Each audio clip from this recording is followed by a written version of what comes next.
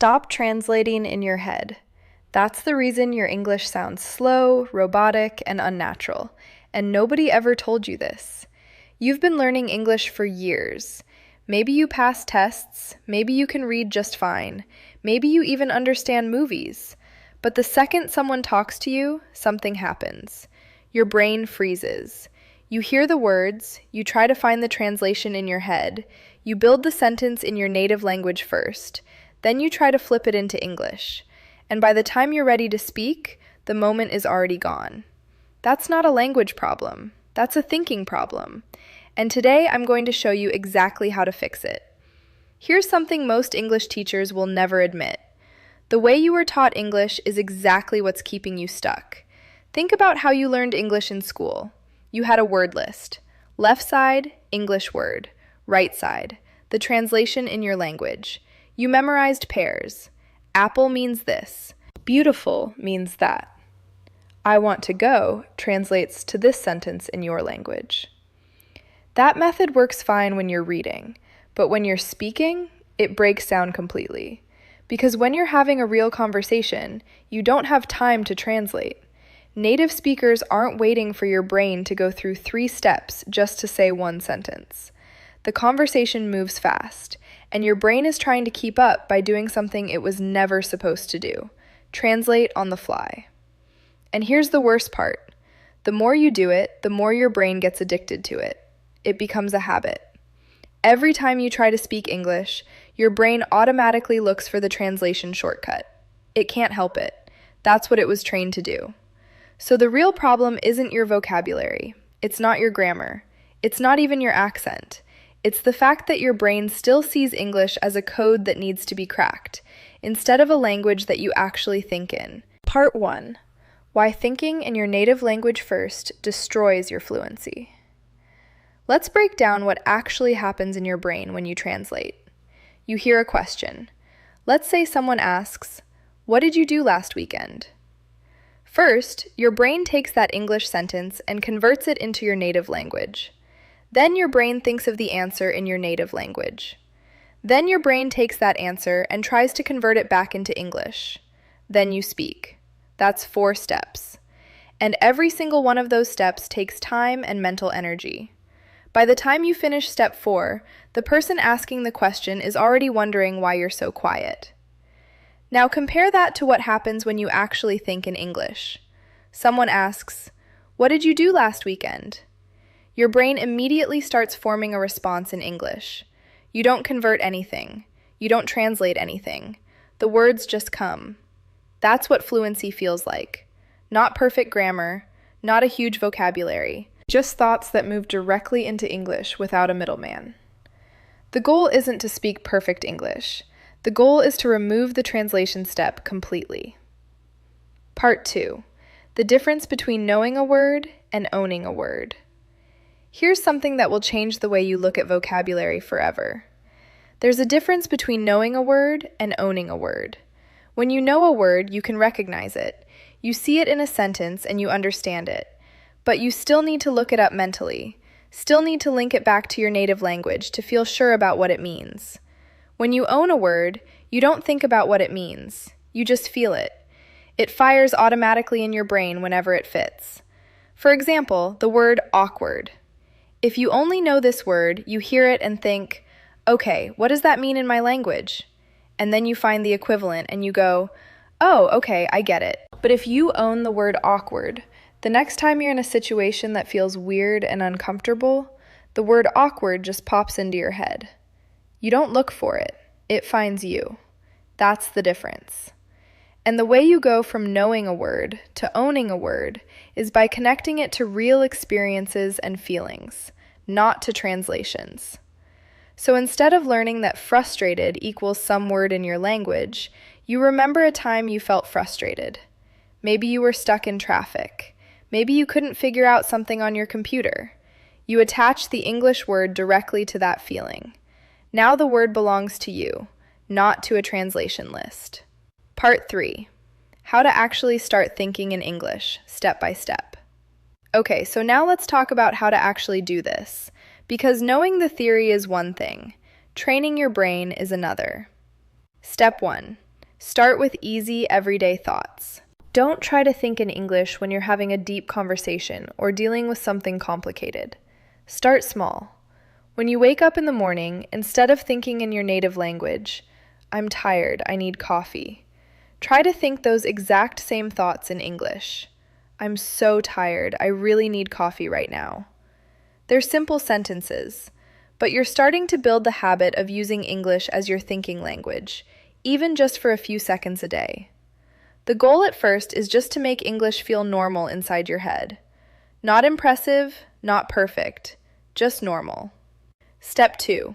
Describe what you see. This one sounds weird, but it works incredibly well. Pick any random moment during your day and just start describing what's around you, in English, inside your head. You're sitting at a table. There's a cup of tea in front of me. The room is quiet. The light coming through the window is kind of yellow. You're on the bus. There's a woman reading something on her phone.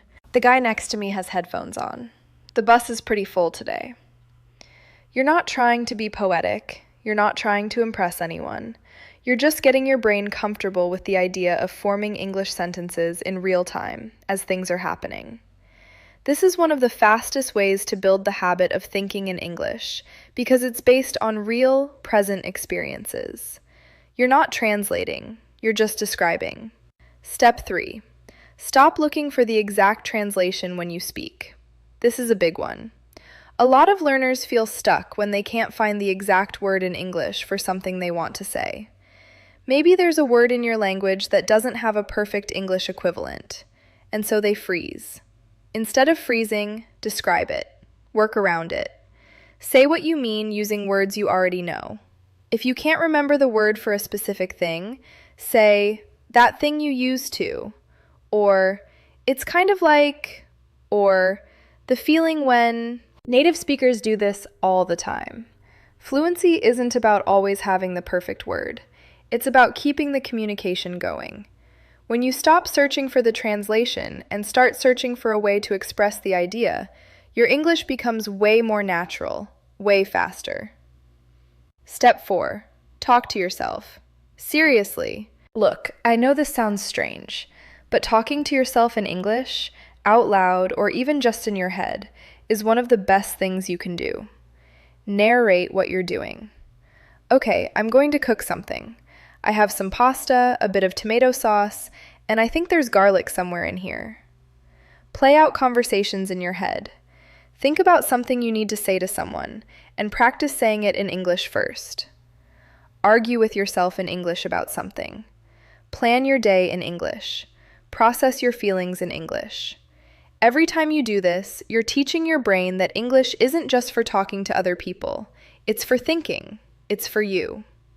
Step 5. Input that pulls you in. Here's the thing about traditional language learning. Most of it is boring, and boring input doesn't stick. If you want to think in English, you need to spend a lot of time consuming English in a way that you actually enjoy. Not because it's good for your English, but because you genuinely like it. Find the YouTube channels that make you laugh or curious. Find the podcasts on topics you actually care about. Find shows you can't stop watching. Read things that you would read in your own language if they were available. When you're engaged, when you're genuinely interested, your brain absorbs language in a completely different way. You're not studying, you're living inside the language. And the more time you spend inside the language, the more natural it feels to think in it. Here's the moment that changes everything for most people. It's not when you finally get grammar right.